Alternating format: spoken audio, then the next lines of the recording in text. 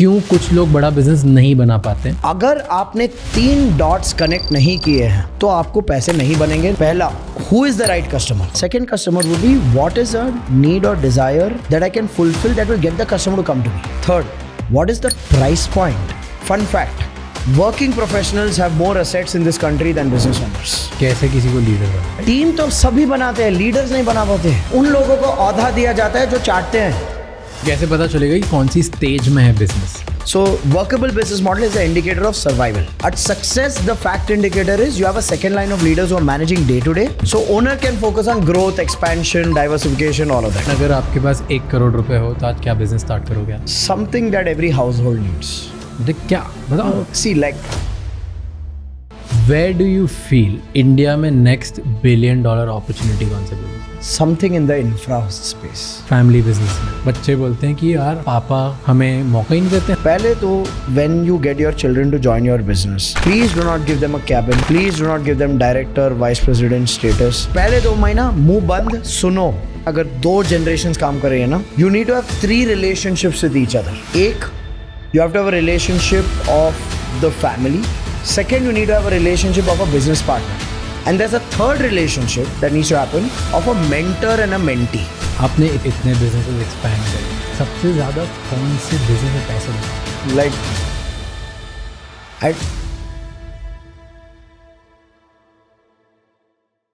आज का पॉडकास्ट मेरे बिजनेस कोच के साथ है, राजीव तलरेजा, जिनके साथ I have been working for more than 5-6 years now. And उन्होंने मेरी हेल्प करी है मेरे सारे बिजनेसेस स्केल करने में from zero to the level that I am today. And जब भी मैं एक न्यू बिज़नेस स्टार्ट करने जाता हूँ, मेरे बिजनेस मॉडल्स, चैलेंजेस एंड वो कैसे बड़ा बनाते हैं, उन सब के बारे में Rajeev always helps me. Because उन्होंने मुझे बहुत हेल्प किया है लाइफ में. इसीलिए आज मैं डिस्क्रिप्शन में लिंक डाल रहा हूँ, जिस पे अगर आपको भी राजीव से सीखना है एंड अपना बिजनेस बहुत बड़ा करना है तो आप उस लिंक पे क्लिक कर सकते हैं एंड उनके कोर्स में इनरोल कर सकते हैं. He has helped me a lot and I hope he helps you to.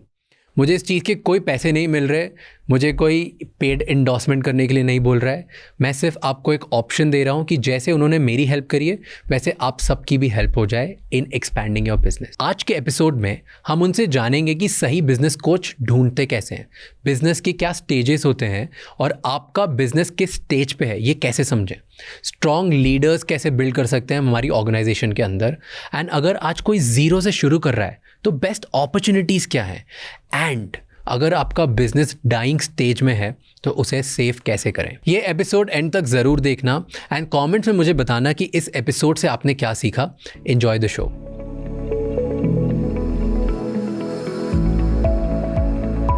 Upon case पकड़ते हैं. चलिए, मान लो मुझे बड़ा बिजनेस बनाना है. ओके, तो मेरे पास क्लैरिटी है कि मेरे को तो एक बड़ा बिजनेस ही बनाना है, लेगेसी बिजनेस बनाना है, मुझे बहुत पैसे कमाने हैं, बहुत बड़ा नाम बनाना है, बहुत सारी चीज़ें करनी, यही करना है. This is done, sorted. अब मैं बड़ा बिजनेस कैसे बना सकता हूँ? क्यों कुछ लोग बड़ा बिजनेस नहीं बना पाते हैं एंड क्यों कुछ लोग बना पाते हैं? स्टार्ट तो सेम ही करते हैं एक फील्ड में. ज़्यादातर लोग कोई भी बिजनेस शुरू करते हैं बहुत ही होप और ऑप्टिमिज्म के साथ कि ये प्रोडक्ट, ये सर्विस जब लॉन्च करूंगा तो बिकेगा, पैसे बनेंगे. हाँ, कोई भी इस थॉट के बिना शुरू ही नहीं कर पाएगा. तो हर कोई होप और ऑप्टिमिज्म के साथ शुरू करता है. नाउ आप जब मार्केट में बाहर जाते हो अपना प्रोडक्ट या सर्विस लेके एक अजम्पशन के साथ कि सबको अच्छा लगेगा, अच्छी तरह बिकेगा, पैसे बनेंगे, अगर आपने 3 डॉट्स कनेक्ट नहीं किए हैं तो आपको पैसे नहीं बनेंगे, ना ही आपको क्लाइंट मिलेंगे. वो क्या है वो 3 डॉट? पहला, to define who is the right customer. अच्छा कस्टमर कौन है? अब उसकी डेफिनेशन देता हूं. Right customer is the person जिसके पास आपका प्रोडक्ट या सर्विस करने के लिए पैसे हो और जिसके पास आपके प्रोडक्ट और सर्विस की नीड हो, ज़रूरत हो. पैसा और ज़रूरत नहीं होगी तो जिससे आप बात कर रहे हो वो मायने नहीं रखता. Right? So figuring out who is the right customer. A better question on this. Let's say मेरा ये कप का बिजनेस है, तो ये तो हर किसी के लिए आता है. नहीं, ये कप की लुक, फील, वाइब कौन अप्रिशिएट करेगा? Modern couples. एग्जैक्टली. जिनको एस्थेटिक सेंस है, जिनके एस्थेटिक सेंस है, जिनकी इनकम 2-3 आप ये मेरे मम्मी को बेच के दिखाओ, पहले तो टेंशन होगी, काम वाली साफ करते करते तोड़ देगी तो क्या होगा? right? So to profile your customer, first figuring out right customer, money and need, then figuring out right product or service for that customer for which the customer is willing to spend the money.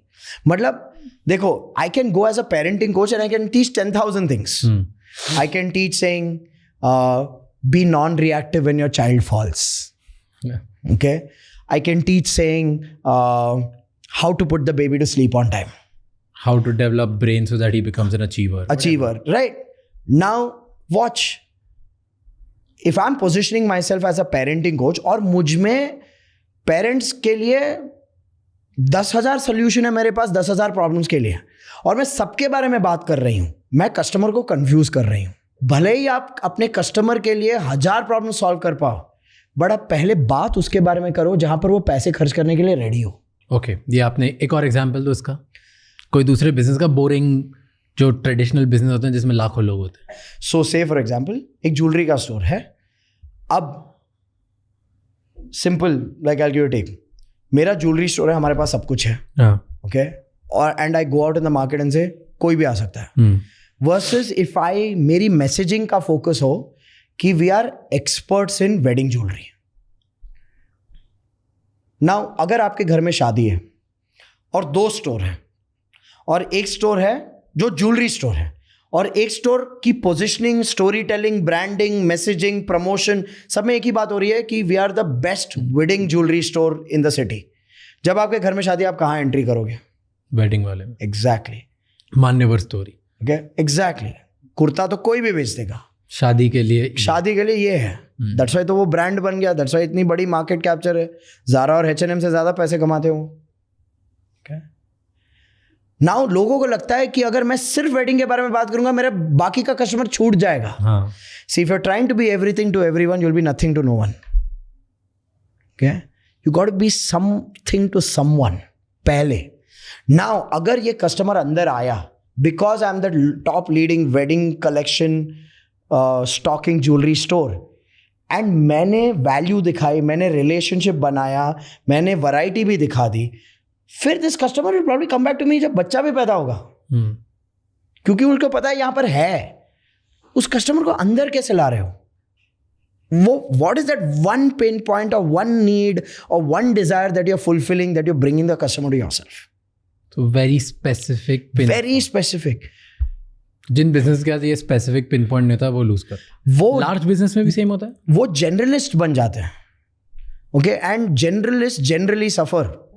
Even to existing businesses, 10-15 years old businesses, I tell them ki look, if your business is stable only because of your existing customers, that's no longer stable. Because I've seen businesses that are successful and stable only because of existing customers, and existing customers come to them only because their operations are strong. उनकी delivery strong है. But एक existing customer चले जाता है ना, from stability or success, these guys slip into survival and struggle. तो मतलब you mean कि मैं पहले तो मेरा कस्टमर कौन है, कितने पैसे कमाता है, उसकी नीड क्या है और पैसे क्या करता है, that is first. Second is कि मैं जो भी फील्ड में हूँ उनमें हज़ारों चीज़ में से मैं एक कौन सी चीज़ है जो बेस्ट मैं ही करता हूँ और कोई भी नहीं करता. It's like this, I give an example. One of my clients is Jumbo King vada pav, okay, and burgers. Jumbo King is an Indian burger brand. But what do you see outside the store? Burgers, Jumbo King, क्या? What do you see outside the store? They talk about a 20 rupee, 25 rupee vada pav. Yeah. The vada pav brings, and the store is on the left side of the local train station in the evening. That's their positioning. So, customer जब शाम में निकल रहा है, काम से वापस आ रहा है, मुंबई के लोकल ट्रेन से उतर रहा है, जंबो किंग का स्टोर लेफ्ट साइड पे होगा, क्या देखेगा वो? वड़ा पाव देखेगा. अब वो वड़ा पाव के लिए जब अंदर आएगी कि चलो यार हाइजीनिक स्नैक करता हूँ, ओके, वड़ा पाव रास्ते भी मिलता है, आई कैन 5 रुपए 10 रुपए का भी मिलता है, ये 25 में बेच रहा है, और बट ये अच्छा लग रहा है, ये मैं अंदर जा रहा हूँ. When he goes inside and he sees कि अरे यहाँ तो इंडियन बर्गर है, इटालियन बर्गर है, मैक्सिकन बर्गर है, अमेरिकन बर्गर है, ओह चाइनीज़ बर्गर है जहाँ पर अंदर चाइनीज़ भेल डालते हैं, मैक्सिकन बर्गर में या नाचोस डालते हैं बर्गर के अंदर. देन द कस्टमर लाइक चलो यार आज ये ट्राई करते हैं. फिर कल मन में आता है कि यार वो नहीं ट्राई किया फ्लेवर, ये ट्राई करते हैं. but they are bringing the customer in on that vada pav. तो उसको क्या बोलेंगे? What's that? What should be the question people ask? जैसे first is कि मेरा कौन सा right customer है. Second question क्या होगा? Second customer would be, what is a need or desire that I can fulfill that will get the customer to come to me? Okay, so this is second. Third क्या है? Third, what is the price point जहां पर my product or service is competitive for the customer and profitable for me? वो price point क्या है जहां पर customer को लगे कि यार ठीक है, वर्थ एक्सप्लोरिंग दिस. देखो, अगर आपका प्राइस पॉइंट का रेंज इतना वेरिएंट है from other market alternatives, till you are not a significant enough brand और till you don't have that high a demand जहां पर लोग क्यू में खड़े हैं और कुछ भी बोल दो देने के लिए रेडी है, तब तक you have to keep the price point at least competitive ना, वेर उनको लगे कि ठीक है यार, if I compare, okay, they are in the same range, and to then to make it work at that price point and make it profitable for yourself. See, today you make money not from the customer, you make money from your internal optimization. Okay? Because हर चीज में competition है.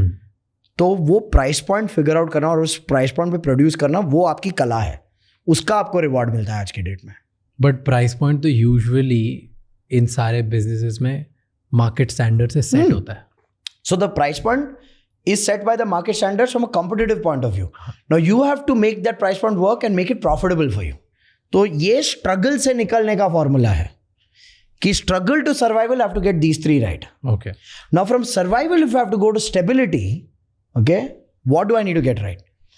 I have to make sure marketing consistently हो रही है ताकि leads consistently आए, sales consistently हो रही है ताकि leads को convert करके revenue consistently आए, operations consistently हो रही है ताकि कस्टमर को वैल्यू मिले, ओके, और अकाउंट्स ठीक से हो रहा है ताकि कोई ऑफिसर आके दुकान पे ना बैठे या फैक्ट्री में ना बैठे, okay, to make sure that compliance is in place, accuracy is in place. अब टिपिकली क्या होता है ना, ज़्यादातर बिजनेसेस सर्वाइवल में इसलिए अटकते हैं क्योंकि सेल्स भी बिजनेस ओनर कर रहा है और ऑपरेशंस भी बिजनेस ओनर कर रहा है. तो जब सेल्स और ऑपरेशन साइमल्टेनियसली नहीं हो रहे, अगर एक बिजनेस ओनर को प्रोजेक्ट मिल रहा है और वो उसी में बिजी है, and most business owners think यही है बिजनेस कि मैजिकली मिस्टिकली अच्छा काम करते करते करते करते करते एक पॉइंट आ गया कि काफी सारे कस्टमर बन जाएंगे. वर्ड ऑफ माउथ से बन जाए. वर्ड ऑफ माउथ आपके प्रोडक्ट और सर्विस के लिए एक मेट्रिक है कि हमारा प्रोडक्ट सर्विस अच्छा है इसलिए हमको रेफरल आ रहे हैं. बट क्या आप वर्ड ऑफ माउथ कंट्रोल कर पाते हो? आप प्रेडिक्ट कर पाते हो कितने रेफरल आएंगे वर्ड ऑफ माउथ के थ्रू हर हफ्ते, हर महीने? नहीं. तो word of mouth is a unhealthy way of building a business for a small business owner. ठीक है. So what do you need? You need to build an engine of marketing, okay, कि जहां पर मेरा आउटरीच कंसिस्टेंटली हो, मेरी relationship building consistently हो, मेरे बारे में अवेयरनेस कंसिस्टेंटली हो, मेरी क्रेडिबिलिटी कंसिस्टेंटली बढ़ती रहे, ताकि क्यूरियोसिटी की वजह से इनबाउंड में मुझे उतने लीड्स आए. तो इस स्टेज पे लोगों को क्या बिल्ड करना चाहिए? तो सर्वाइवल से अगर आपको स्टेबिलिटी तक पहुंचनी है तो आपको मार्केटिंग स्किल्स और मार्केटिंग इंजन बनाना पड़ेगा. और marketing is like Gangotri, that's the source. वहां से जब पानी निकलेगा तो then sales can sell, no? Okay. So typically the businesses that move from survival to stability are businesses that set up marketing to generate leads, set up sales and have operations and accounts in place. ये चार at least fundamental है stability के लिए.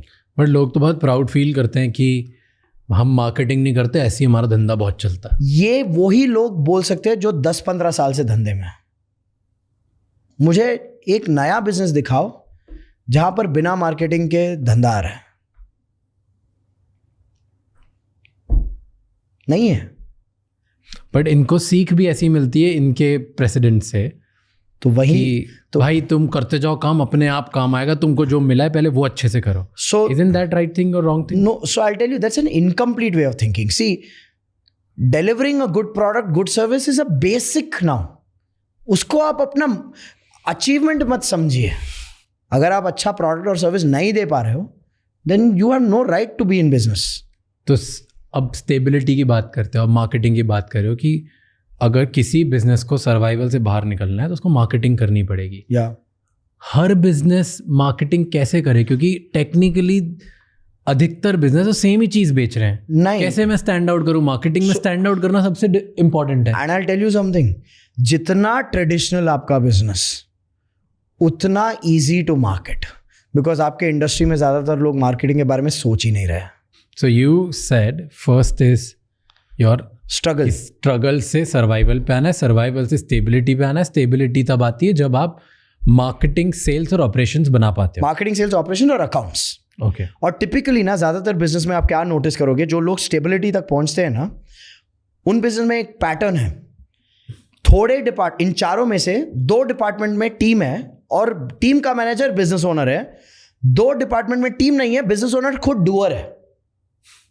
मतलब like for example, most common pattern, जो लोग stability तक पहुंचे हैं उनके पास ऑपरेशंस के लिए टीम है, प्रोडक्ट और सर्विस बनाने के लिए, डिलीवर करने के लिए टीम है। ओके, बट उस टीम के मैनेजर खुद है बिजनेस ओनर। वही सबसे वो क्लाइंट इंटरफेस मैनेज करते हैं। अकाउंट्स के लिए एक अकाउंटेंट होगा, अकाउंट्स का मैनेजर बिजनेस ओनर ही है। मार्केटिंग और सेल्स में टीम नहीं है, बिजनेस ओनर खुद मार्केटिंग और सेल्स करते हैं। They are doers, they are not managers.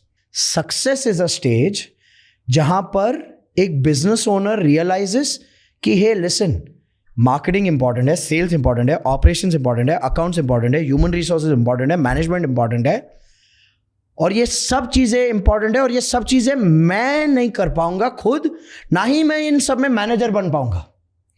तो मुझे अगर सक्सेस तक पहुंचना है, I will have to build a second line of managers. Now you look at the skill set required. Stability तक पहुंचने के लिए आपको खुद मार्केटिंग, खुद सेल्स और खुद 2 डिपार्टमेंट मैनेज करने हैं। बट स्टेबिलिटी से सक्सेस जाने के लिए ना आपको बाहर जाना बंद करना पड़ेगा, आपको अंदर रहना पड़ेगा, to build second line of managers, to build culture, to build process. वो बोरिंग लगता है बहुत बिजनेस ओनर्स को, कि उनको तो बेचने में मजा आता है, लोगों से मिलने में मजा आता है, कस्टमर को संभालने में मजा आता है। तो एक मैच्योरिटी की जरूरत होती है। This is that stage of Dhoni going from being an opener 1 down to becoming captain, which requires a serious personality transformation. Till stability आप अपने कंधे तक बिजनेस को ला सकते हो। स्टेबिलिटी से सक्सेस जाना है, you'll have to build a chariot of horses. You can't be the horse. यहाँ पे क्यों फेल होते हैं बिजनेस? क्योंकि ये temperament required to lead is very different from temperament required to market and sell. Skill set required to lead is very different from skill set required to do marketing and sales.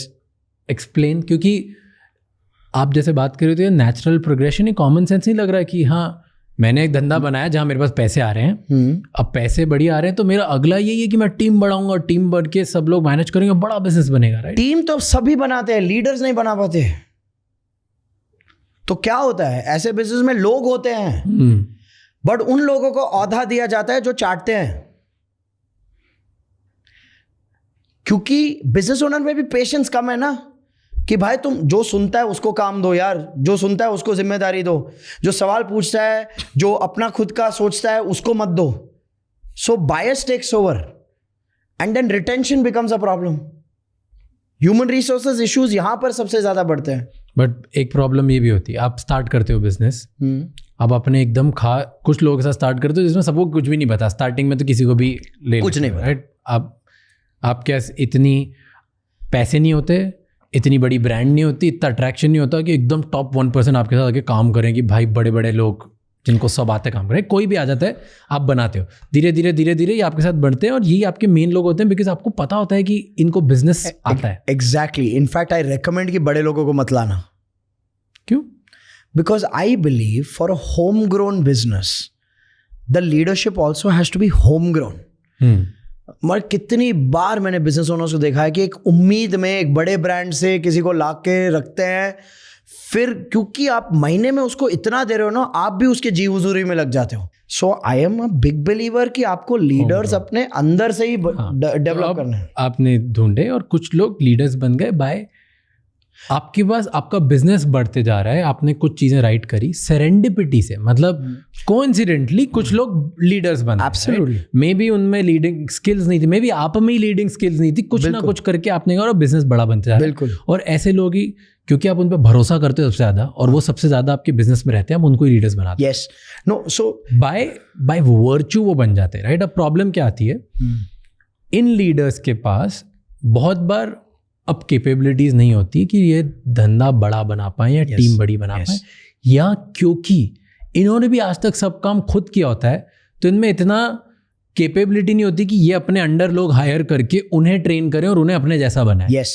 Right. Yes. तो ये चीज़ को कैसे solve करेंगे लोग, क्योंकि मैंने तो मेरा जो सबसे भरोसेमंद आदमी था उसको बोल दिया, भाई तू अकाउंट देख ले, तू मार्केटिंग देख ले, तू सेल्स देख ले, तू ये देख, प्रोडक्शन देख ले.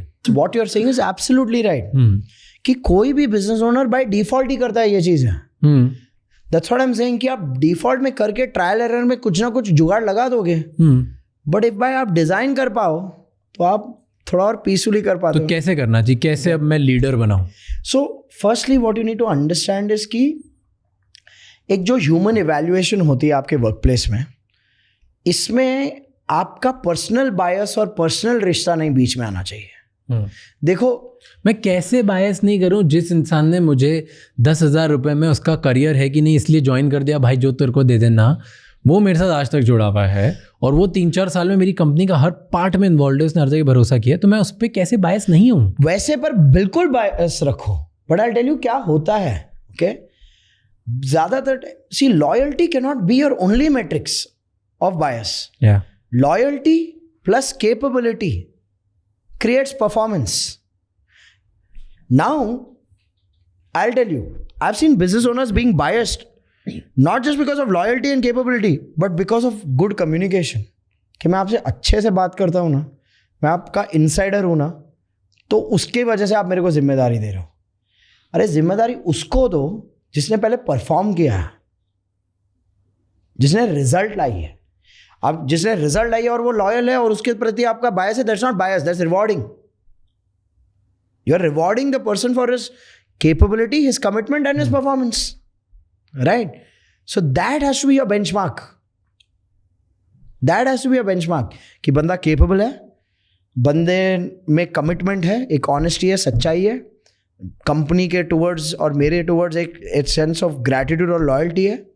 So that capability and commitment, when that's turning into performance and empower that person to become a leader or manager, great.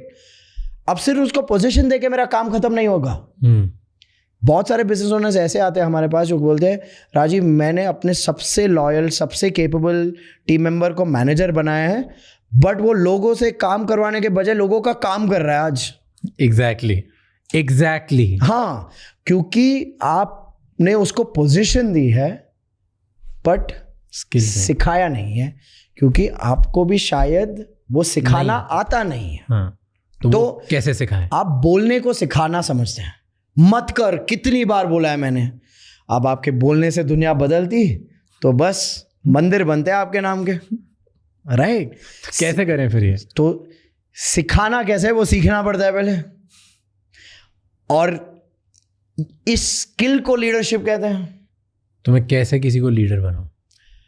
Now, first, reward merit, competence plus commitment. जो ये दोनों चीजें डेमॉन्स्ट्रेट कर रहे हैं, that's your leadership pipeline. क्या? But वो delegate और ट्रेनिंग नहीं दिखाते. हाँ. बहुत सारे कमिटेड लोग भी हैं, कॉम्पिटेंट लोग भी हैं, उनको आप प्रमोट भी करते हो. आप प्रमोट करते हो, प्रमोशन में आपका काम खत्म नहीं होता है, आपका काम वहां से शुरू होता है. द प्रैक्टिकल रियलिटी, ज्यादातर बिजनेस ओनर प्रमोट करके सोचते हैं बस मेरा काम तो हो गया ना, अब ये करेगा. हाँ. नहीं, वो सिखाना आपका काम है, ठीक है. तो सिखाने के लिए आपको भी सीखना पड़ेगा. Now what do you teach? Okay, like I give a simple example. Business owners आते हैं, सर हमने सेल्स टीम बनाने की कोशिश की बट कोई बनता ही नहीं है, हम जैसे कोई बेच ही नहीं पाता. बोला ठीक है, बताइए क्या सिखाया आपने? नहीं, बंदे ने ज्वाइन किया, हमने प्रोडक्ट समझाया, सर्विस समझाई, कैसे क्या है प्रोडक्ट में, खासियत क्या है, सब सिखाया. तो मैं पूछ रहा हूँ आपने प्रोडक्ट ट्रेनिंग की या सेल्स ट्रेनिंग की? ये इस प्रोडक्ट ट्रेनिंग को सेल्स ट्रेनिंग बोलते हैं. अच्छा नहीं, ये प्रोडक्ट ट्रेनिंग है, ये सेल्स ट्रेनिंग है. तो सेल्स ट्रेनिंग क्या होती है? कौन से सवाल पूछना, रिक्वायरमेंट समझने के लिए कौन से सवाल पूछना, वो सवाल पूछने का स्किल सिखाना, फर्स्ट स्टेप. फिर जो जवाब मिल रहे हैं उसमें कैसे समराइज करके कस्टमर और आपके बीच में एक अलाइनमेंट क्रिएट करना कि ये आपकी नीड है, ये आपको ज़रूरत है, कस्टमर को क्लैरिटी करवाना, वो सेलिंग स्किल है। फिर आपके प्रोडक्ट और सर्विस की पोजिशनिंग, कि जो कस्टमर की नीड है वो प्रोडक्ट और सर्विस, इसके लिए सोल्यूशन कैसा है, वो पोजिशनिंग, वो प्रेजेंटेशन, फिर उसमें स्टोरी टेलिंग, वो स्किल है। फिर पोजीशन करने के बाद कस्टमर के सवाल और ऑब्जेक्शंस और उनके डाउट्स को from turning them from a no to a yes, objection handling, वो सेलिंग स्किल है। फिर making the offer in a manner जहां पर आप जब प्राइस बोल रहे हो हिचकिचाहट के साथ नहीं, बट एक कन्विक्शन के साथ, एक वैल्यू पोजीशन के साथ बोल रहे हो, वो सेलिंग स्किल है। फिर नेगोशिएट करना, और नेगोशिएट का मतलब नहीं मैं जीतू तू हारे, नेगोशिएट का मतलब है कि आपको भी कुछ ऐसा मिले जब आप खरीदते समय खुश रहे और मुझे भी वो मिले जो मैं बेचते समय खुश रहा हूं, वो कॉन्वर्सेशन भी करना, वो सेलिंग स्किल है। फिर क्लोज करके कमिटमेंट लेना, वो सेलिंग स्किल है। अब जब मैं ये लिस्ट देता हूं ना, लोग ना अब ये जो देखेंगे पॉज कर करके लिखेंगे ये चीजें, बोलेंगे कि हाँ यार ये तो नहीं आता हमें भी। तो जब आपको आता नहीं, आप कुछ और करोगे और उसको सेल्स ट्रेनिंग बुलाते हो। आप प्रोडक्ट के बारे में समझा के बोलते हो कि ये बेच देगा अभी। अब आप क्यों बेच पा रहे हो? क्योंकि सालों से मेहनत करी है। क्योंकि आपको वो प्रोडक्ट की इतनी एक्सपर्टीज है कि कस्टमर जब आपके सामने बैठता है ना, वो बोलता है कि यार इसको तो पता है ये क्या कर रहा है, ठीक है खरीद लेते हैं। तो कस्टमर आपकी कन्विक्शन खरीद रहा है, आपकी कॉन्वर्जेशन है, बट आपके सेल्स वाले को कॉन्वर्जेशन सिखानी पड़ेगी ताकि उसमें कन्विक्शन दिखे। Every business is a leadership business. अगर जिस बिजनेस ने ज्यादा लीडर्स बनाए उस बिजनेस ने ग्रोथ अचीव की। तो ये क्वेश्चन होता है लोगों का कि मैं इतना सिखा तो दूं किसी को, हाँ जी, मैं उसको एक लीडर बना दूं, ट्रेन कर दूं, और वो छोड़ के कहीं और चले जाता है थोड़े ज्यादा पैसे के लिए। क्यों जाता है? या तो ज्यादा पैसे के लिए, उसको खुद का कुछ करना होता है। एब्सोल्युटली। तो सक्सेस टू स्केल कैसे जा सकते हैं? सक्सेस टू स्केल आप तब जाएंगे जब आपने लीडर्स तैयार किए हैं फॉर सक्सेस। सक्सेस क्या है? Second line of leaders day to day देख रहे हैं, आप फ्यूचर देख रहे हैं, या तो प्रोडक्ट इनोवेशन, या तो डिस्ट्रीब्यूशन, या तो एक्सपेंशन, न्यू वर्टिकल, जो भी। नाउ लीडर्स रिटेन कब होते हैं? लीडर्स रिटेन तब होते हैं जब उनको एक फ्यूचर दिख रहा हो कि भैया ये लेवल तक गेम तो मैं नहीं खुद बना पाऊंगा, तो I might as well be a part of a journey, okay, where we are going to grow big. You can retain leaders only when you expand the vision, only when you expand the opportunity, something that makes them feel कि यार, and you should be willing to give even the financial benefits of it. Okay, it's not just कि सपना दिखा दिया, काम करवा दिया, but कुछ दिया नहीं. You have to have that stage where you show them visibility, saying, okay, because you're helping me expand the pie, you get a piece of it. So then a person will evaluate, no, कि मैं from ground freelancer बनने से अच्छा है, let me be an entrepreneur here. And it's not just entrepreneur namesake के लिए. There's an ownership, there's an ESOP, there is a financial future to unlock wealth. Yeah. Right? And this is not some frivolous ESOP of a startup, okay, which will never see the realization till it goes to an IPO. Okay? This is a hardcore ESOP where like, okay, you're getting dividends, boss. तो अगर you believe कि मैं एक leader बनाता हूँ, उसको मेरा पूरा काम सिखाता हूँ, सब करता हूँ, और उसे सपने दिखाता हूँ कि हम इतना बड़ा बिजनेस बनाएंगे, तो छोड़ के नहीं जाता? जाते हैं यार, उसके बाद भी जाते हैं, क्योंकि आज उसके बाद भी जाते हैं। शादियां नहीं टिकती, बच्चे बड़े होके माँ बाप के साथ नहीं रहते, तो इस उम्मीद में मत रहना कि लोग टिक जाएंगे, बट ये करना आपका काम है। फिर जो हो देखा है, फिर थोड़े टिकेंगे, थोड़े निकलेंगे, लॉ ऑफ नेचर है भाई। Nothing in this world is foolproof, no? Do you feel जितने लोग छोड़ते हैं इस उम्मीद में कि उन्हें वो एक सक्सेसफुल बिजनेस बना देंगे, एंटरप्रेन्योर बन जाएंगे और बहुत बड़ा बिजनेस करेंगे, क्योंकि आजकल बहुत नॉइज है एवरीवेयर, डू यू थिंक हर किसी को बनना चाहिए एंटरप्रेन्योर? हर कोई बन सकता है सक्सेसफुल एंटरप्रेन्योर? मेरा इस पे ना थोड़ा answer is a confusing yes and no answer. मतलब सपने देखने का हक मेरे हिसाब से हर किसी का है, ठीक है, और उस सपने को एक चांस देने का की जिम्मेदारी हर किसी की भी है कि अगर आपने सपना देखा है ना, चुल है यार, या तो पूरी करनी पड़ेगी या बुझानी पड़ेगी. Like I'll give you an example. I'll give a very simple example. I had a telecaller on my team. He was an engineering dropout. Okay. ठीक है. Telecaller. ठीक है. हम जब B2B में करते थे, we used to make calls, set up appointments, go. अब ये telecaller ना engineering dropout था. South Indian family से था. Okay. And ये क्योंकि engineering में fail हुआ और इसका year back था ना, his family kind of lost respect for him. Now this guy had very low self-worth at one point of time because घर पे तो रोज गालियां पड़ रही है कि तू useless है, तू हमारे ऊपर liability है, हमारी कितनी आशाएं थी तुमसे. So every day is getting that. As an engineer, he joined us as an intern for telecalling. And telecalling is not a job that people desire for. No? It's a job mostly taken by people who have no other option. Yeah. He worked with us as an intern. Couldn't clear his year back. So parents were like, you're useless. We said, look, we don't care about a degree. Work with us full time. You're doing well. You're biting into the skill really well. You're doing well.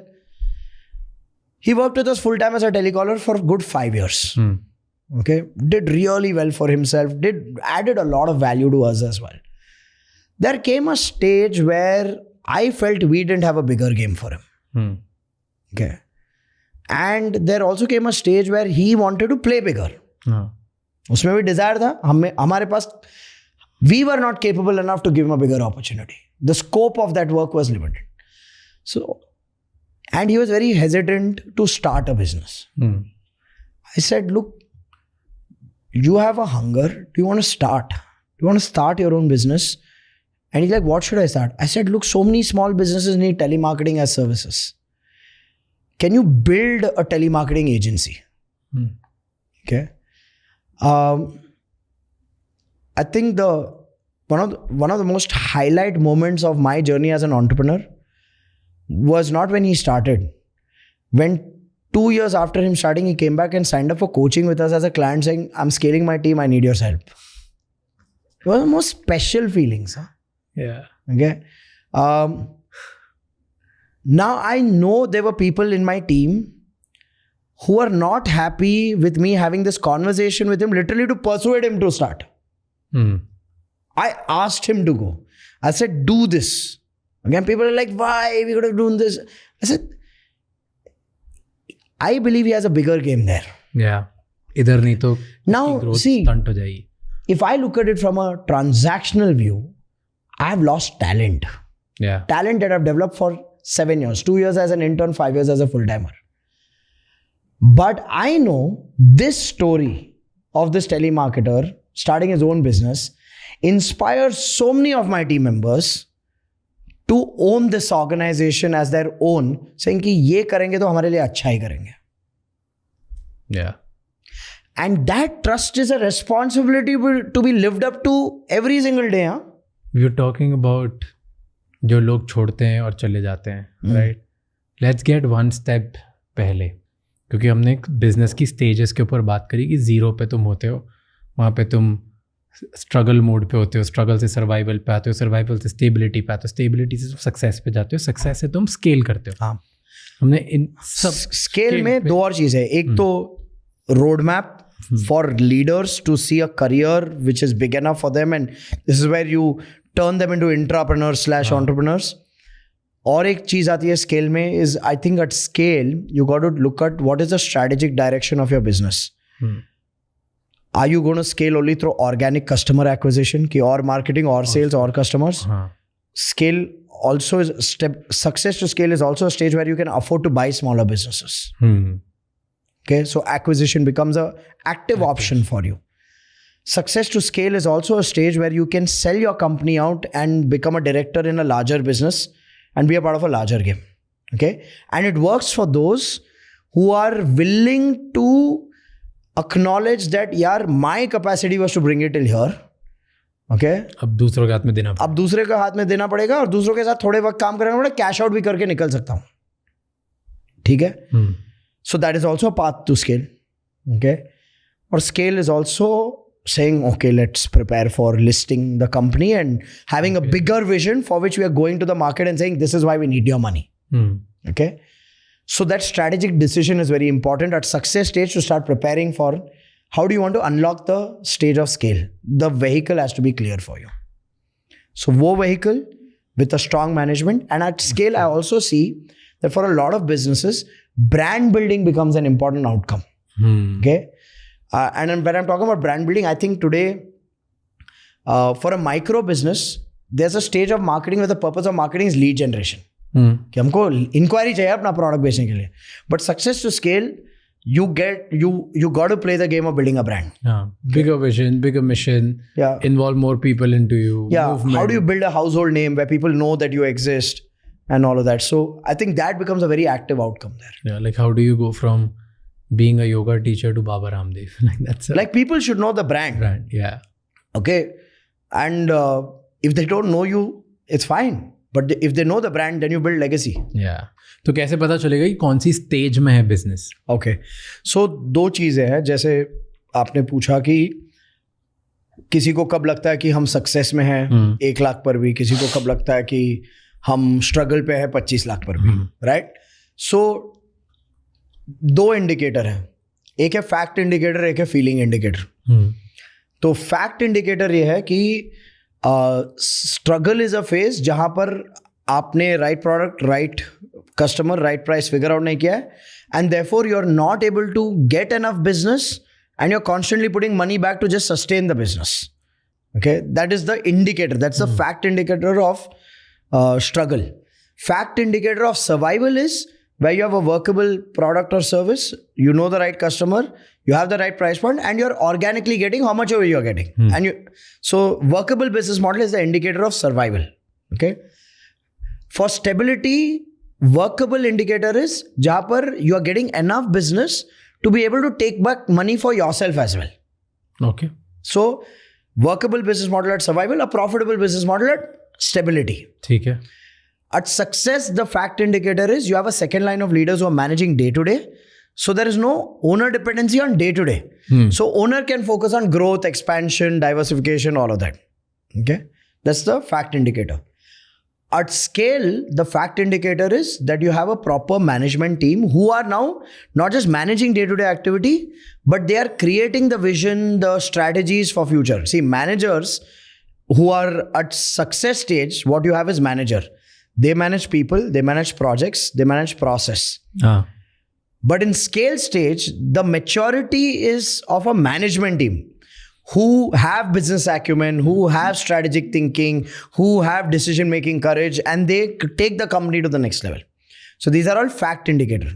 Now what you spoke about, कि किसी को लगता है 1 लाख रुपया भी success है, किसी को लगता है 25 लाख रुपया भी स्ट्रगल है या स्टेबिलिटी है. That's a feeling indicator. Okay. And I'll tell you why that feeling happens. When you enter any stage, so say from struggle, if I go to survival and I figure out the right product, the right customer, the right price, I feel a sense of success. But then after that I realize, यार ये तो trap है, यहाँ पर बेचना भी मुझे ही है, सर्विस भी मुझे ही करना है. So anything that you accomplish new feels success. Then after some time, you stagnated it, then it becomes struggle. Same happens at stability. When you reach the point where leads भी आ रहे हैं, sales भी हो रही है, operations भी हो रहा है, accounts भी हो रहा है, पैसे घर आ रहे हैं, you feel success initially. But then you feel like, यार मैं तो वही कर रहा हूँ, मैं payment collection का ही काम कर रहा हूँ, मैं बैठ के team का काम कर रहा हूँ. Same happens at success. Initially, when you have second line of leaders taking care of things and you are free, you feel, wow, see, I've built a successful business. Then after some time, what happens is, if you've not scaled and you have your leaders leaving, you're like, yaar, kitni baar karun ye? So that feeling of accomplishment happens when you enter a stage. You remain in it for too long. That same accomplishment will feel like, yaar, ye kya hai? So I think excellence is a moving, what do you say? It's a moving target. एक escalator जैसा है कि वो ऊपर जाते रहता है, हमें लगता है कि हम नीचे जाते रह रहे हैं at every stage. So I look at fact indicators rather than feeling indicators. और fact indicators you just explained, Yeah. Her stage का एक फैक्ट इंडिकेटर। Absolutely. फेयर। जिसको भी अगर बिजनेस स्टार्ट करना है उसे क्या क्वेश्चन पूछने चाहिए खुद से कि ये क्वेश्चन के आंसर से मे बी कुछ बिजनेस मॉडल निकलेगा? See, I'll give you my basic, ठीक है, जब मैं बिजनेस स्टार्ट करता हूँ या मैं जब भी मेरे दोस्तों से बात करता हूँ या मैंने जैसे स्टार्ट किया आज तक सारे business, right, these are the usual question I ask. सबसे पहला क्वेश्चन कि कौन सी ऐसी इंडस्ट्री जिसमें मैं ऑब्सेस्ड हूँ, okay. जो मैं कंज्यूम सबसे ज़्यादा करता हूँ। Okay. मे बी मैं ऑटोमोबाइल मैगजीन पढ़ता रहता हूँ दिन भर, या मैं दिन भर पॉडकास्ट कंज्यूम करता रहता हूँ, या मैं गेम खेलता रहता हूँ, व्हाटएवर, जो भी मैं कंज्यूम करता हूँ, या इंटीरियर्स के बारे में नए नए घर देखता रहता हूँ, जो मैं सबसे ज़्यादा कंज्यूम करता हूँ, that is one. Second question मैं पूछता हूँ कि मेरे पास कौन सी स्किल है जो जिसमें मैं खुश हूँ, या ऐसी जो मुझे सबसे अच्छी आती है, या मैं जिसमें बहुत खुश हूँ, या जिसको सीखने में मुझे मज़ा आता है। कौन सी एक स्किल, हर किसी की स्किल होती है, किसी को सेल्स में मज़ा आता है, किसी को ऑपरेशन सीखने में मज़ा आता है, किसी को मार्केटिंग करने में, और हर किसी की या तो बॉर्न होती है नेचुरल स्किल्स, लीडरशिप होती, कुछ भी, या लोग सीखते हैं। तो ऐसी कौन सी स्किल है? एंड फिर मैं थर्ड क्वेश्चन पूछता हूँ कि अच्छा मैं अब ये वाली स्किल इस इंडस्ट्री में कहाँ पे मैच कर सकता हूँ जहाँ पे बिजनेस बन सकता है। Okay. This is a framework I use to give you more narrative. तो ऐसे कोई फ्रेमवर्क है? शुरुआत में ये पूछिए, who do I want to serve? Who's that segment I want to serve? And चाहे ये B2B हो या B2C हो, get specific about a segment पहले. Like for example, if I say I want to serve business owners, okay, then I will work backwards from what are the biggest unfulfilled needs of the business owners. But don't you think कि usually जिसको तुम्हें सर्व करना है वो तुम खुद ही type के लोग ढूंढते हो? ज़रूरी नहीं है. Largely yes, but ज़रूरी नहीं है. Okay. Okay. तो मतलब मैं एक एग्जाम्पल पूछ रहा हूँ because I am interrupting you to get better. Okay, मैं अगर फर्स्ट क्वेश्चन सोचता हूँ मुझे किसको सर्व करना है, तो या तो मैं जो खुद हूँ, मेरी अनफुलफिल्ड नीड्स क्या मैं वैसे टाइप के, या मेरे को जो प्रॉब्लम थी लाइफ में वो, या मैंने कोई नोटिस किया हो उसमें, दैट कैन बी। और अदर कैन बी कि यार दुनिया कहाँ जा रही है, कहाँ पे गैप है, वो टाइप के customers. That's another way, right, that's another. तो अगर मैंने देख लिया कि पेरेंटिंग इज अ गैप, अब मैं खुद पेरेंट नहीं हूँ, तो मैं क्या अनफुलफिल्ड नीड्स निकाल के बिजनेस बनाऊंगा वहाँ पे? Exactly. So when you are looking at who do you want to serve, you also obviously will have a framework of in what context you want to serve them. Like say for example, you realize parenting is a big need.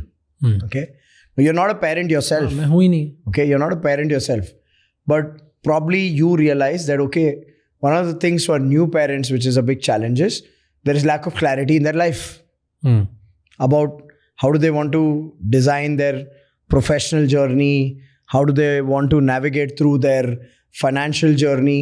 Now you can start creating that kind of content to help them in that context. I see who do you want to serve as a great start point to at least start zeroing down on needs. Okay. कि उसकी ज़रूरतें क्या है.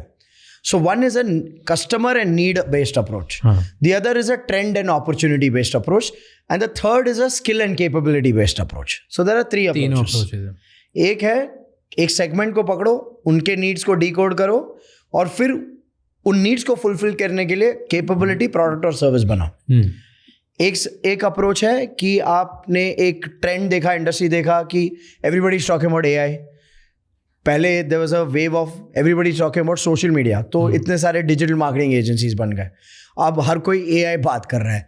So is there a possibility of becoming an AI enabler, AI agency, AI tools? Right? So then you build on that trend and you build capability and product for that. The third approach, like I said, is more from the point of view of what is your existing skill and who can you add value through the skill. So the third one is more intrinsic, me to the world. The second one is more extrinsic from an opportunity and trend point of view.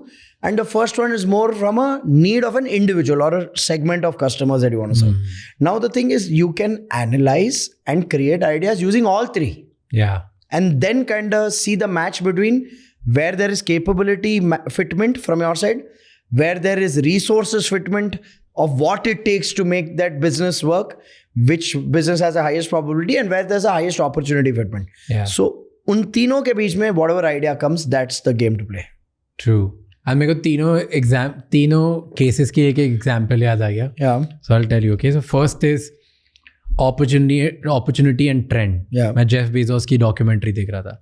तो उसने एक paper पढ़ा. उस paper में था कि internet shopping और internet businesses जो हैं वो थाउजेंड्स के एक्स में बढ़ते जा रहे हैं बहुत तेज़ी से. इतनी तेज़ी से कुछ भी नहीं बढ़ा है. Yeah.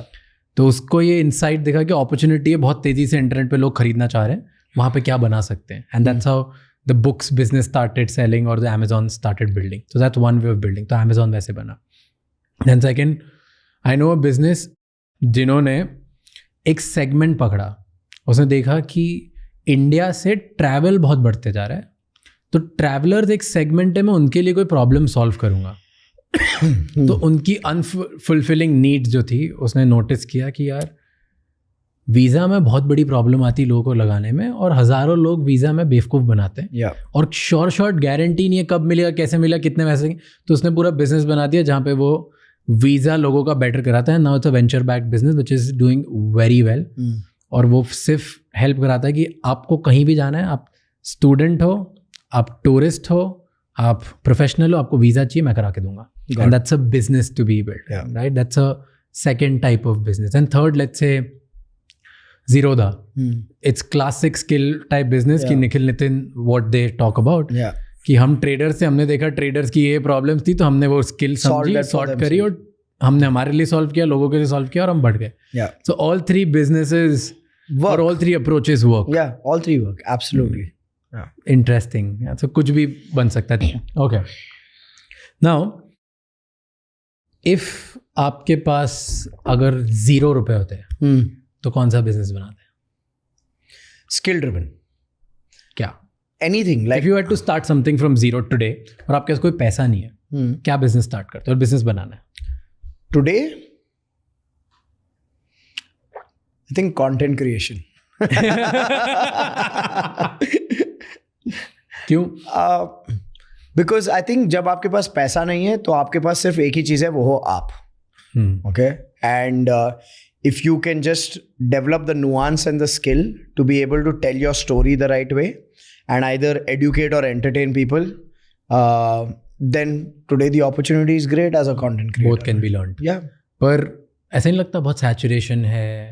देखो भाई, मार्केट तो इतना ज़्यादा हो गया, इतने हर तीसरे इंसान का पॉडकास्ट है, हर दूसरा इंसान कंटेंट क्रिएटर है, किसकी सुनी है? अब तो शुरुआत है. Really? The way I see it is अब तो शुरुआत है. See, look at what is happening in the world right now. Today you have a mother who only restricted her life to a kitchen, having the opportunity to showcase how she's cooking food and then monetizing it.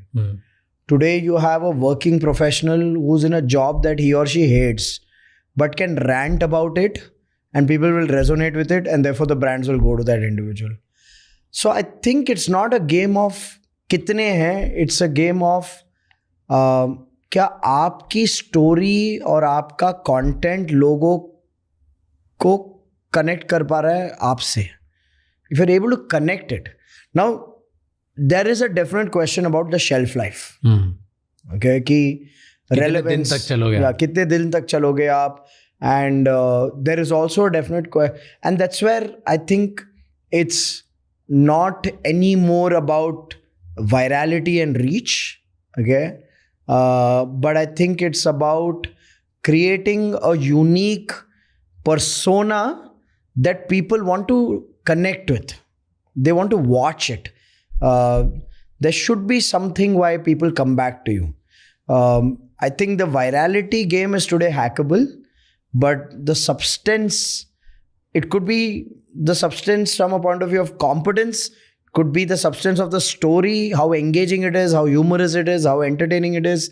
So I think you should be able to, if you are able to capture that, and I think the only way to capture that is go more inside out. I think content creation is a fair venture to start with zero.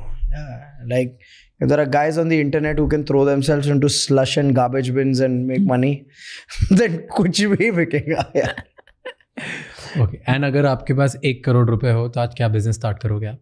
I would identify a product, may not build it, but trade it and probably give a shot to something like using performance marketing, on which I would try to see what kind of ROI can I establish. What product? बताओ मुझे. अभी आज बनाना है, आज start करना है. Something that every household needs. देख क्या बताओ. केटल बहुत अच्छा है वो. अच्छा. Brand plug in ladies and gentleman. बहुत ही अच्छा केटल है. क्योरा नाम है. yflhome.com पे आपको ये मिलेगा. बहुत बढ़िया. No, like see, like now you look at this product for example, right? How many people would love to have a kettle where they can get constant access to hot water, okay, in a certain weather, in a certain season? That looks fancy, that looks sexy. So I'd identify a product, something like this, which would be a utility product, okay, and a utility product that probably people have not paid that much attention to, okay, and spice it up with design and then explore distribution through performance marketing. Okay. Yeah. And you feel that will work for you? Yeah, I would do that, or I would not use the entire 1 crore and use a smaller portion of money and start a QSR, a quick service restaurant. क्यों? I believe if you can get a QSR right, you can scale it up through franchising really well.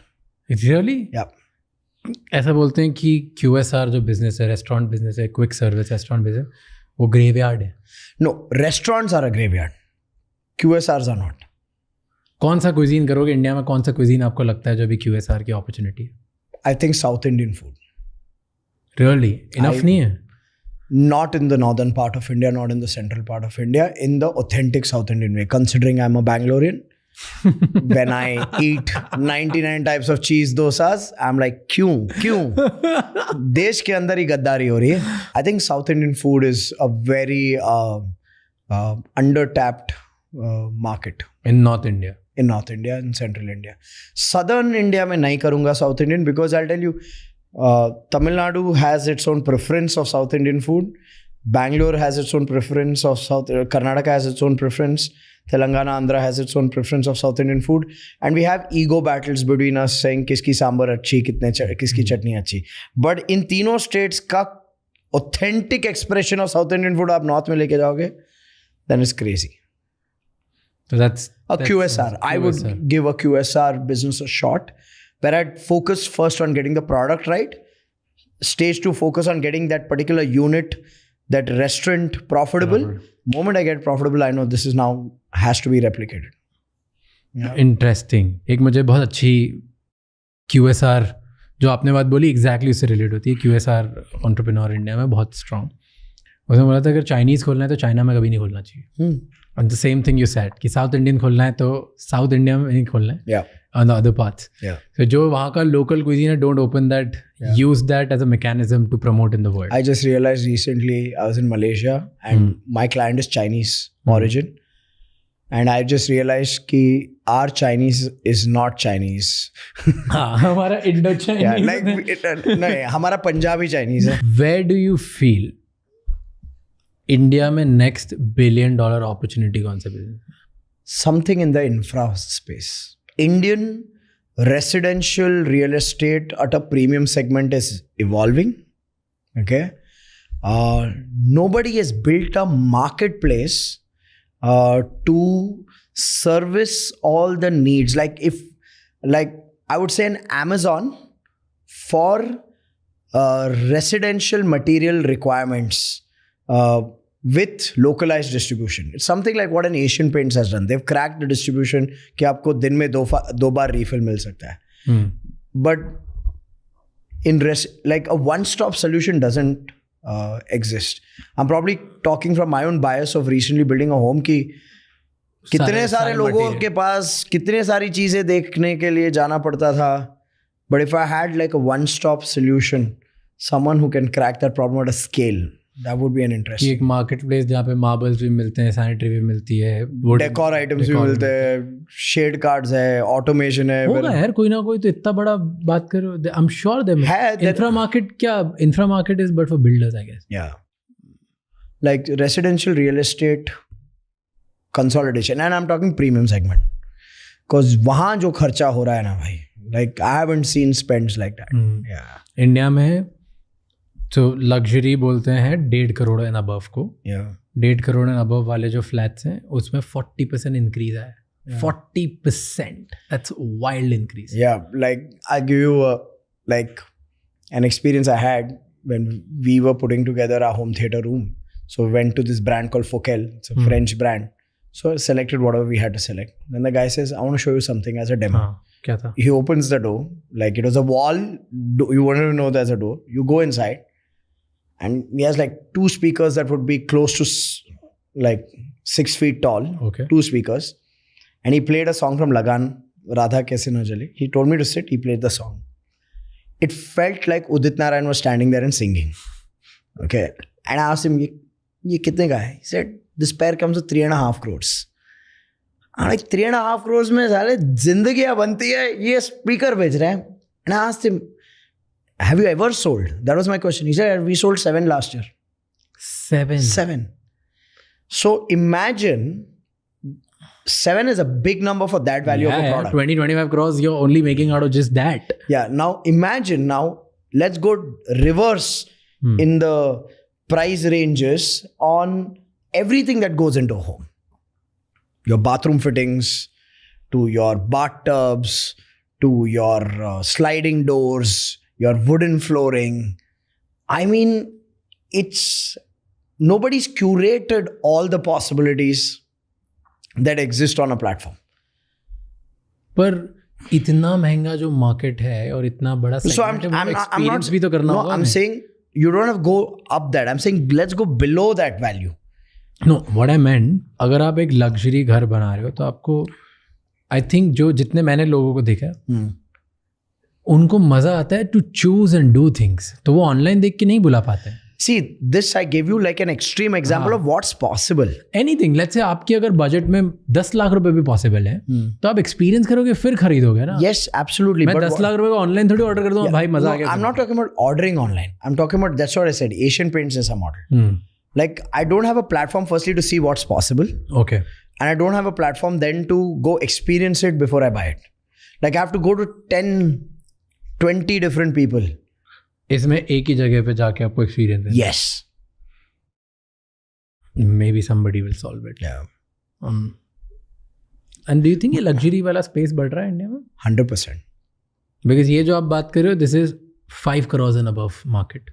कि 5 करोड़ का तो घर लेगा ना आदमी. Like I'm thinking in my head luxury, like I didn't know that they called 1.5 crores. In my head luxury segment was 3.5 crores plus. Okay. I was looking at it from that view. तो 3.5-4 करोड़ का घर कोई खरीदता है तो कितने लोग होंगे इंडिया में? I don't have an insight on it, so I don't want to just. You know, top अभी वो एक stat आया था, I don't know if that's true or no, कि आपको top 1% में अगर किसी कंट्री में होना है तो कितना कमाना होता है. इंडिया में 1 करोड़ 40 लाख रुपए. तो अगर आप 1 करोड़ 40 लाख रुपए कमाते हो तो यहाँ आपके पास हैं बैंक में या कमाते हो, I don't know what's the exact thing, तो आप टॉप 1% में आते हो. तो 1% तो ऑडियंस है जो खरीद पाएगी या कर पाएगी. Yeah, and in the premium segment you don't work for the masses, you're working for the premium segment. आपने इतने सारे बिजनेसेस देखे हैं, इतने बिजनेसेस एक्सपैंड करे हैं, सबसे ज़्यादा कौन से बिजनेस में पैसे बनते हैं? I think the question itself, like, how do I answer that for you? I mean, see, there's a saying कि boring business में पैसे बनते हैं. हाँ, वो तो है. मेरे तो सारे ही बोरिंग है, तो अब किसको चुनूं? I know. Explain boring business और glamorous business. Difference बताओ क्या होता है? I have a fertilizer manufacturer who manufactures fertilizers and sells. Pretty much every farmer in Gujarat is this client. Now, how do I even quantify that? कितने धंधा करता हूँ? He's 1,000 crore plus.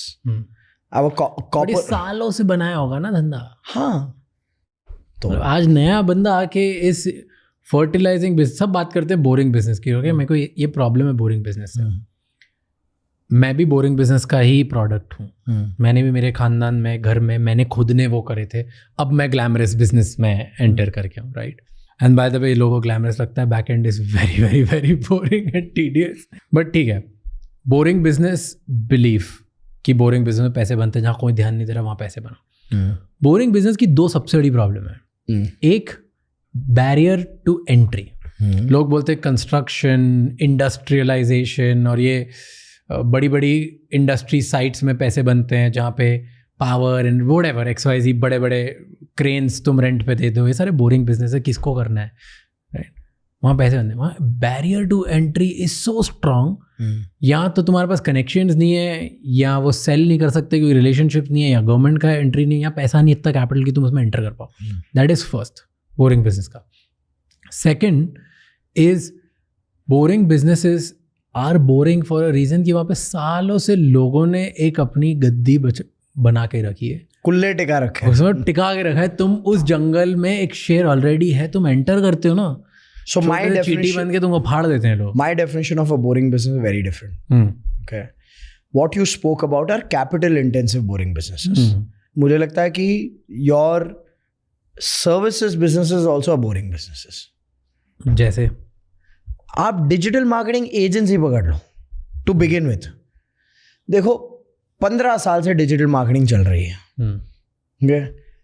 आज भी आप किसी भी बिजनेस ओनर से पूछो प्रॉब्लम स्टेटमेंट क्या है, वो पूछेंगे अच्छी डिजिटल मार्केटिंग एजेंसी कौन सी है।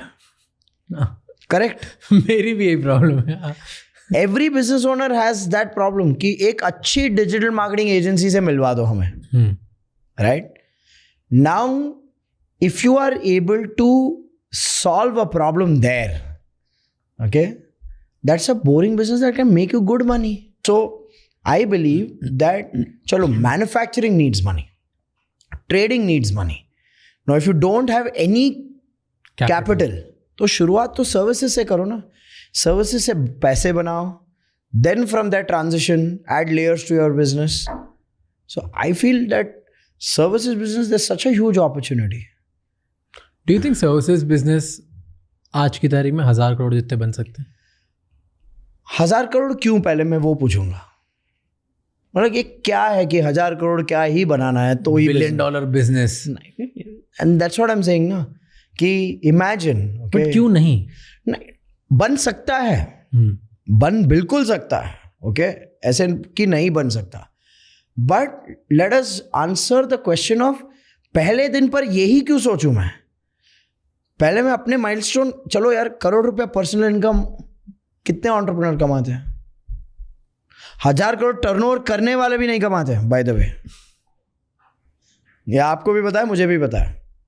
तो मुझे 1000 करोड़ क्यों चाहिए? अगर मैं, like I give a simple example, अगर मैं वेडिंग प्लानिंग फर्म खोलूं, weddings में easily margin is anywhere between 25 to 30% or 40% also. If you have built a brand, then you can go up to margin of 60%. Okay. Now, अब मैं wedding planning का business करूं और मैं साल में 5 wedding करूं. Okay. And I'm not talking about the weddings where people spend 3 crores, 5 crores, 10 crores. I'm talking about in weddings, आज की डेट में someone who's hiring a wedding planner कम से कम 50-60 लाख खर्च करता है। Anything below that, then the wedding planners is the family and the cousins, right. तो if I am building a wedding planning business and I am taking it up to 3 crores, 4 crores revenue, which is not a very challenging thing to do, okay, in a span of 2 to 3 years time, and I'm making a 30% clean profit on it or 25% clean profit on it, 80 lakh कम होते हैं। कितने funded startup founder वो घर लेके जाते हैं, ये बताओ। So I tell you, there is this misconception that the path of wealth creation only is through scale in a business, okay. Fun fact, working professionals have more assets in this country than business owners, because वो अपनी salary में से इज्जत से महीने दर महीने SIP करके, discipline कर करके, फिर एक प्रॉपर्टी खरीद के, फिर हर 6 साल 7 साल एक और प्रॉपर्टी खरीद के, EMI मैनेज कर करके असेट बना रहा है। ज़्यादातर धंधे वाले लोग ना अपना पूरा पैसा वापस धंधे में ही डाल देते हैं और पर्सनल एसेट बनता नहीं है। बट उसमें तो अच्छी बात है। नहीं है अच्छी बात। I always say this to business owners. धंधा और बड़ा होगा क्योंकि तुम री इन्वेस्ट करते हो। हाँ, तो आई एम अ बिग बिलीवर कि अगर आपको री इन्वेस्ट करना जरूरी है धंधे को बड़ा बनाने के लिए, but you don't put all your eggs in one basket. No, you always have to have your company and you are two different entities. If you don't understand this, you are putting your family's fortune on the line for this lust that you have for your business growth. And you talked about dying business. बहुत सारे family businesses हैं, सालों से चलते आ रहे हैं, उन्हें कैसे पता चले कि वो अब डाइंग बिजनेस है कि नहीं है? I think that indication comes very early, like when you see your margins depleting, when you see payments getting defaulted, and it's becoming a norm in your industry. When you're seeing quality of product, you are not able to evolve, but the market has moved forward. So there are too many indicators of a dying business. Too many. पर बहुत लोग believe नहीं करते ना, मेरा तो चल रहा है, उनका बढ़ता है. I'll give you an example. Okay, I know an entrepreneur. मैं बहुत ऑब्वियस नहीं कर सकता because is the only player. XYZ business जहाँ पे बहुत प्लेयर्स थे, FMCG बहुत बड़ा बिजनेस, बहुत सारे थे, एक एक करके लोग बंद होने लग गए.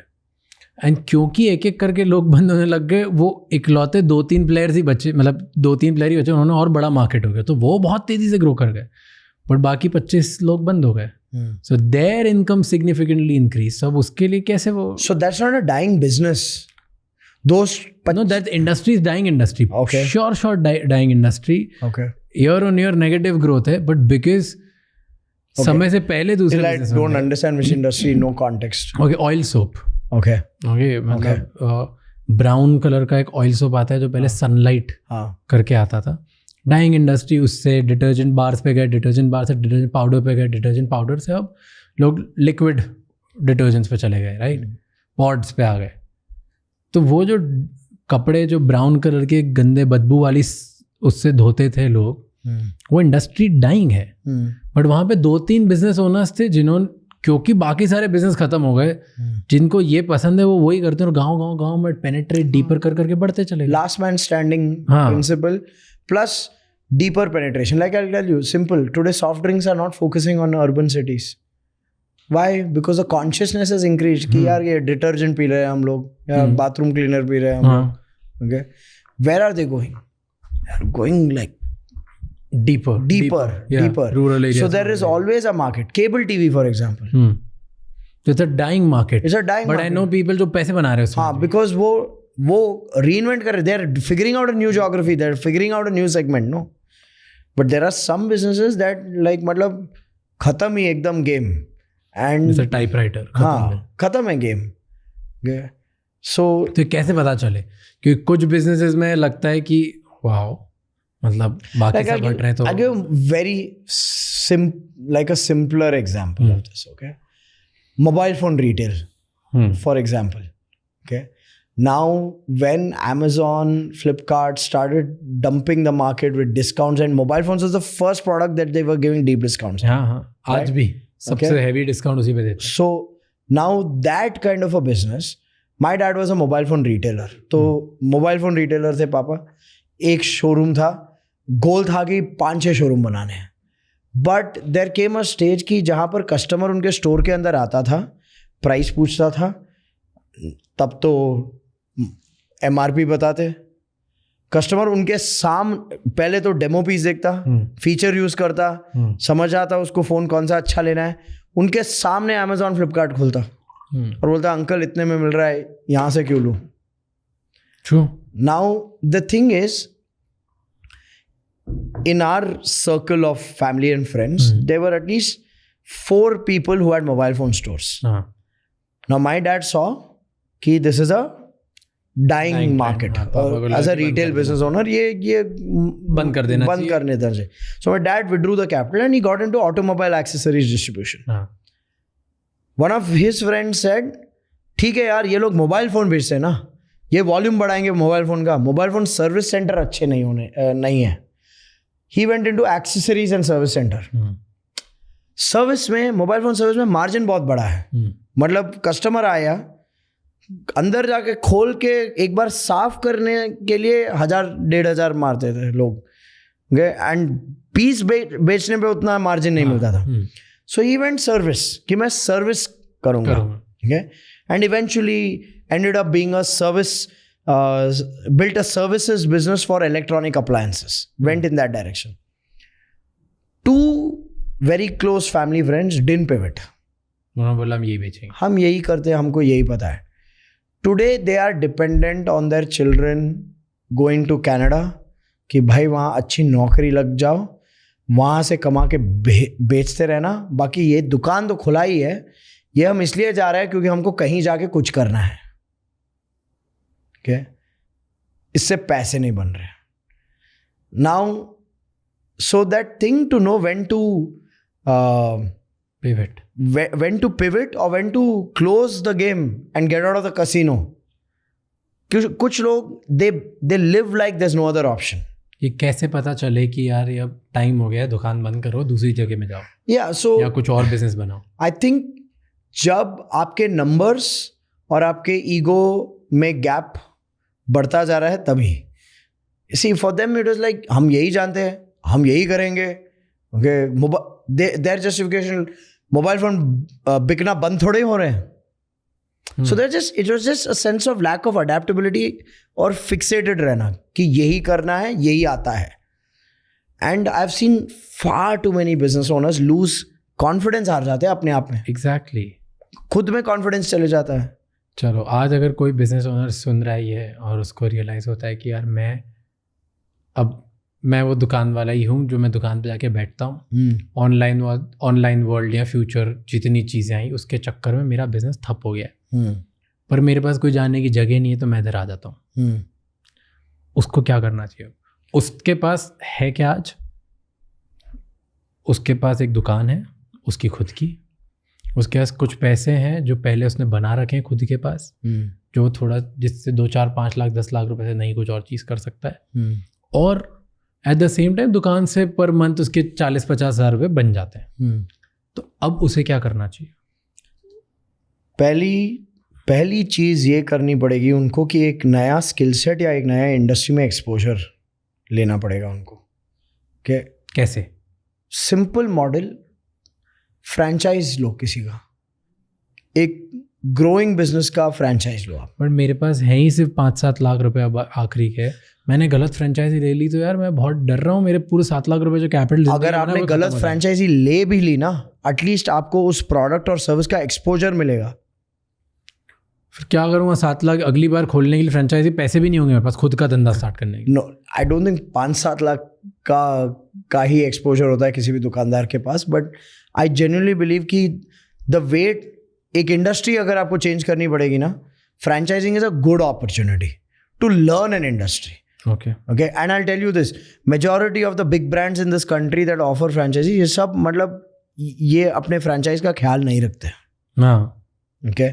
तो अगर आप किसी की फ्रेंचाइज भी ले रहे हो ना, आप इसलिए ले रहे हो, ये जान के लो कि मैं सीखने के लिए जा रहा हूँ, मैं उनसे बड़ी उम्मीद नहीं करूँगा, भले ही वो जो भी बोल दे कि हम आपको इतना बना के देंगे, ये करके देंगे and all of that. You are going to learn and create exposure. That's your investment. That's your education. That is one option. तो मैं 10 लाख रुपए एजुकेशन की दे दूँ, मेरे पास है ही पैसे इतने बस. That's your one option.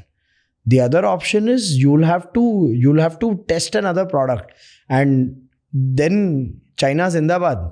Sorry to say this, but जाओ फिर शेंगेन जाओ, चोंकिंग जाओ, एक प्रोडक्ट उठा के आओ, you know selling, आपको ट्रेडिंग आती है, उससे शुरुआत करो. I would look at that as another viable option. कि आपको बेचना आता है तो आप एक प्रोडक्ट चूज करके उसको बेचना शुरू करो, नए टाइप का प्रोडक्ट. यस.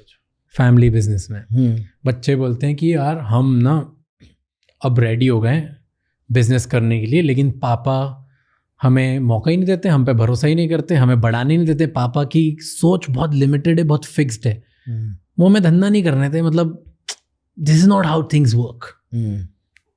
तो वो कैसे अपना बिजनेस बढ़ाए? सो अगेन बहुत सारे family businesses, our ecosystem I think has a lot of family business owners, second generation, third generation, and I think उसको चेंज करने के लिए ना एक अलाइनमेंट की ज़रूरत है. And I tell you what I mean by the alignment. One, एक कॉन्वर्जेशन की ज़रूरत है कि who are we to each other. Are you my father or my uncle or my mother or my aunt in the business? Because if you're going to be my father, mother, uncle or aunt, then this won't work for me as an individual. I always say this कि एक family business को work करना है, अगर 2 generations काम कर रही है ना, you need to have 3 relationships with each other. क्या? एक, you have to have a relationship of the family, कि आप मेरे पापा हो या आप मेरी मम्मी हो या आप मेरे अंकल हो, whatever. So one is that relationship. Second, you need to have a relationship of a business partner. कि इस business में ये डिपार्टमेंट या ये फंक्शन या ये वर्टिकल मैं संभाल रहा हूँ, वो डिपार्टमेंट, वो फंक्शन, वो वर्टिकल आप संभाल रहे हो. And we have to learn how to communicate to each other as business partners. और बिजनेस पार्टनर्स का रोल क्या होता है? 2 चीज़ें होती है, challenge each other and support each other. हमें दोनों करनी पड़ेगी. एंड उसमें फिर ना उम्र का तकाजा ये सब नहीं लगता. We are working as a management team. Okay, so that's a second relationship. And there's a third relationship that needs to happen of a mentor and a mentee, which means कि there are, उस business में ऐसी चीजें हैं जो आपने अपने तजुर्बे से सीखी है. And I have to be open to that experience. देखो फैमिली बिजनेस में क्या होता है ना, स्पेशली 2 generations में, पापा अंकल सब हसलर होते हैं. अपने टाइम में 0 से बनाया है उन्होंने, 100 गलतियां की हैं, एक लेवल पर लाके बिजनेस को खड़ा किया है. जब वो अपने बच्चों को लाते हैं ना, एक गलती क्या करते हैं ना, either out of the desire to protect capital और out of the desire to protect confidence of the younger generation, वो उनको एक ग्लोरिफाइड मैनेजर बना देते हैं कि दिमाग मत यूज करना, आंख और कान खुला रखना, तू अपना है तो तू सोचना मत, तू वॉचमैन बनना है इधर. तो अब जो यंगर जनरेशन है और उसमें क्रिएटिव स्ट्रीक है, एक सेंस ऑफ एडवेंचर है, एक्सप्लोरेशन है, उसको आप अगर ग्लोरिफाइड वॉचमैन बनाओगे कि इसलिए तुझे रखा है क्योंकि तू अपने घर का है, तो यहाँ चोरी नहीं होगी, तू देखेगा, भरोसा चाहिए हमें, हाँ, डर रहेगा लोगों को कि अपना देख रहा है कुछ, देन तो आप अपने बच्चों का टैलेंट वेस्ट कर रहे हो. बहुत ही कम बच्चे ऐसे होते हैं जिनमें इतनी लो सेल्फ एस्टीम है कि वो काम से खुश रहे. Okay, now the thing is, और फिर क्या होता है ना, एक द बिगर चैलेंजेस जब ये डायनेमिक आता है, either out of protecting capital या प्रोटेक्टिंग बिजनेस या प्रोटेक्टिंग द चाइल्ड, कि नहीं नहीं तू रिस्क मत ले, तू क्यों कर रहा है, हमने तो कर दिया ना, अब तू बस संभाल ले, right. It's a protection expression coming from a style of control. क्योंकि इनमें वो क्या बोलते हैं,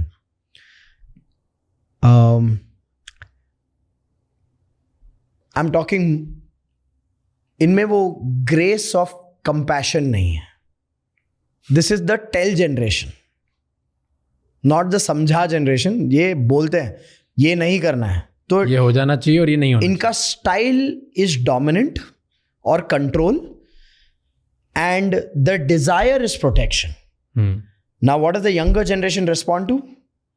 कंट्रोल, द स्टाइल, कि यार बस कंट्रोल, ये फंस गया मैं, इससे आता तो यूके में MBA कर लेता, वहीं जॉब कर लेता, अच्छा रहता, राइट. ये डिस्कनेक्ट को ब्रेक करने के लिए that conversation of alignment is important, which I don't see a lot of the previous generation having the maturity to initiate. हाँ. और the दिक्कत in the younger one is फट्टू हैं कि बाप के सामने, दुनिया में शेर बाप के सामने मियाँ हूँ. ओके, और वो पैटर्न अगर धंधे में बैठ गया ना, तो भैया तुम शादी के बाद तो तुम्हारी फटेगी, क्योंकि तुम फिर पप्पा जैसे बोलेंगे वैसे ही करूँगा बोलोगे, then that's a different dynamic and a challenge. So I think this expression has to be initiated by the younger generation, and इस expression में you have to उनको समझाना पड़ेगा आपको कि ये जो आप बोल रहे हो ना, मुझे पता है ये प्रोटेक्शन है, नॉट कंट्रोल। आप देखोगे आपके बाप के यहाँ कोने में ना आंखें नम हो जाएंगी कि अरे यार ये प्यार की बातें कर रहा है, ये कैसे। Okay, you have to teach them vulnerability and for that you have to have the courage to express with compassion. मेरे इतने सारे दोस्त हैं,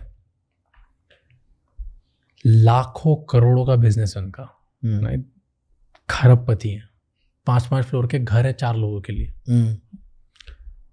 और वो टिपिकल वो है कि जहाँ पापा ने जो बोला वही होगा, ठीक है, और हर चीज़ वो ग्लोरीफाइड वॉचमैन बने हुए बिजनेस में। उनका काम है ऑफिस हो फैंसी सा कुछ भी, उसमें जाके बैठना, सुबह शाम तक बैठना, घर जाना। वो शादी भी कर लेते हैं पापा की वजह से, अरेंज मैरिज में, राइट। अपनी वाइफ को जोमेटो से ऑर्डर करना है ना, उसके पैसे भी घर वालों से पूछ के मांगते हैं कि पापा मेरी बीवी को ये चीज़ करवा लो। एंड वो उस रिलेशनशिप में व्हाट आई सीन, बेचारी वाइफ स्ट्रगल करने लग जाती है, बिकॉज एक तो इतना बड़ा बिजनेस है, ये है, नाम है, उसके चक्कर में उसको खुद की आइडेंटिटी क्राइसिस हो जाते हैं कि मैं 50,000 1 लाख की नौकरी कैसे करूं, इतने बड़े खानदान की बहू। तो वो कट कर देती क्योंकि उसका पति उसको बोल बोल के बोलता हमारे घर की बहू ये नहीं करती। फिर वो घर में बैठती, उसके खुद के पास पैसे नहीं है, हस्बैंड से मांगती, हस्बैंड के पास खुद के पास कुछ पैसे नहीं है, एंड इनके चक्कर में marriages get broken. Absolutely, and it's a difficult situation. It's a classic template, it's a predictable template of disasters. और कितने लोगों के साथ ये होता है। तो it's, and I said this to somebody कि पर्सनली जो मैंने नोटिस किया है, यू नो, सब बहुत गलती ना बच्चों की भी है। इट्स उनको डे 1 पे बाप बनना है बिजनेस में। बहुत सारे बच्चे हैं जो एंटर करते हैं क्योंकि वो इतने एंटाइटल्ड हैं डे 1 से कि मैं तो इस बिजनेस का ओनर हूँ ना, मेरे पापा ओनर है, तो मैं आज XYZ नंबर से स्टार्ट कर रहा हूँ, तो मैं यहाँ से सीधे 10x ही करूँगा। उन्हें ये नहीं पता कि परचेज कहाँ से करते हैं, सेल कहाँ से करते हैं, ऑपरेशंस कैसे होते हैं, लोगों से बात क्या करते हैं, उन्हें कुछ नहीं आता। और वो डे 1 पे एक्सपेक्ट करते कि मैं तो सीधे आया हूँ, मैं बढ़ाने आया हूँ, मैंने 4 बढ़िया बढ़िया लोगों के यूट्यूब वीडियोस देख लिए या बिजनेस कोचेस से बात कर ली है, मुझे पता है ये बिजनेस अब 100 करोड़ का 1000 करोड़ का कैसे हो जाएगा। और उन्होंने लाइफ में कुछ प्रूफ नहीं किया अपने घर वालों को, एंड क्योंकि अपने माँ बाप को उन्होंने कुछ प्रूफ नहीं किया, तो बाप कभी उन पर भरोसा भी नहीं कर सकता कि भाई ये कुछ कर भी पाएगा, और उनका प्रोटेक्शन मैकेनिज्म कंट्रोल जैसे बिहेव करता है, और फिर दोनों अलग अलग हो रहे हैं। पापा को लगता है मेरा बच्चा निकम्मा है, बच्चे को लगता है मेरे पापा सिर्फ कंट्रोल करते हैं, उनको कुछ सिखाना ही नहीं आता, and they are just getting different. तो आई डोंट थिंक कि पापाओं की इतनी गलती भी है जितनी बच्चों की गलती, क्योंकि I think it's a fair share है राज, because I've also seen where there are talented hardworking kids but the parents are just plain simple control freaks. Okay, so it's a fair share. I think the right approach, and which is what I recommend to my clients, is पहले तो when you get your children to join your business, please do not give them a cabin, please do not give them director, vice president status. Make sure that you design an MBA for your child in the business कि 3 साल 6 महीना per department. Okay? Love it. 6 महीना per department, वो 6 महीने में भी there's an approach. पहले 2 महीना मुंह बंद, सुनो, समझो. Okay? Watch and listen to the other team members. क्योंकि उन दूसरे टीम मेंबर्स के लिए आप वो बच्चे हो जो वो हर दिवाली पे देखते थे। आप वो बच्चे हो जिन्होंने उनके साथ खेला है, ठीक है। तो अगर आप पहले दिन पे जाके मैं हूँ योर न्यू बॉस का एटीट्यूड रखोगे, एक तो तुम्हें सब्सटेंस नहीं है, डेप्थ नहीं है, okay, connection as a colleague नहीं है। First 2 months shut up, like literally shut up, like go with जी हाँ sir kind of a approach to just listen and observe. Next 2 months ask questions कि even if you want to suggest, ask कि ऐसे कर सकते हैं, ऐसे try कर सकते हैं। Show merit, but show merit with a lot of compassion where you are earning respect. Then next 2 months lead, show your substance to your department members, saying ये भी कर सकते हैं, वो भी कर सकते हैं, let's do this now, make it happen. Do this across 4-5 departments for 3 years। Understand the ground, जो ग्राउंड रियलिटी होती है ना, हर डिपार्टमेंट की ग्राउंड रियलिटी समझो तुम। फिर तुम्हें गद्दी चाहिए, गद्दी पे बैठो। और इसमें माँ बाप की भी गलती है, बच्चों की भी गलती है, क्योंकि माँ बाप नहीं यार हमारा लाडला है, बड़ा हो गया, अब उसके लिए एसी कैबिन, 40,000 की चेयर। हम लाइक क्या यार ये आई मीन कार पंक्चर हो जाए, ये रोने लग जाए रोड के बीच में, इसको स्टेपनी निकालनी नहीं आती, उसको आप डायरेक्टर बना रहे हो। बट डू यू थिंक कि ग्राउंड वर्क करना हर किसी को ज़रूरी भी है? I think it is important, not just from the point of view of ये समझने के लिए कि कैसे एक डिपार्टमेंट ऑपरेट होता है, but also to earn the trust and respect. Because बहुत से बिजनेस ओनर्स के सेकेंड जनरेशन जब हमारे पास आते हैं ना, वो बोलते हैं कि मैं उनको कैसे लीड करूं जिन्होंने मुझे बच्चे की तरह देखा है। हाँ, तो उनको आप डे वन से लीड नहीं कर पाओगे। Listen, okay, stage 1 2 months listen, next 2 months peer to peer relationship, next 2 months leadership. Yeah, so now when you've done that, that's like मतलब it's stage by stage evolution of relationship ना। नहीं तो सिर्फ आपके surname की वजह से आपकी इज्जत हो रही है, आपके नेम की वजह से नहीं, सरनेम की वजह से। True. So and I think I've seen parents being reluctant, I've seen young people being reluctant, and the fundamental is this is what I just said, ये secondary है। प्राइमरी तो ये एस्टैब्लिश करना है कि अगर मैं फैमिली बिजनेस में आ रहा हूँ या आ रही हूँ, देन मुझे एक सेगमेंट ऑफ दैट बिजनेस चाहिए जहाँ पर मैं खेल सकूँ, अपने क्रिएटिविटी को एक्सप्रेस कर सकूँ, गलती करके सीख सकूँ, क्योंकि आपने भी गलतियाँ करके ही सीखी। तो मुझे एक प्लेग्राउंड दो जहाँ पे मैं गिर सकूँ, और मुझे प्रोटेक्ट मत करो। मैं जानता हूँ आप प्रोटेक्ट करना चाहते हो, मैं जानता हूँ आप मुझसे बहुत प्यार करते हो, but don't protect me, let me fall. कि मेरे हर्ट से ही मैं इम्यूनिटी बढ़ाऊंगा ना, मैं बीमार पड़ूंगा तभी इम्यूनिटी बढ़ेगी ना। बीमार पड़ने से पहले आप दवाइयाँ ठूस रहे हो मुझ में, ठीक है? तो मैं तो फ्रैजाइल इम्यूनिटी सिस्टम के साथ हूँ, कल आप नहीं रहोगे, कौन संभालेगा इतना बड़ा बिजनेस फिर? True, right?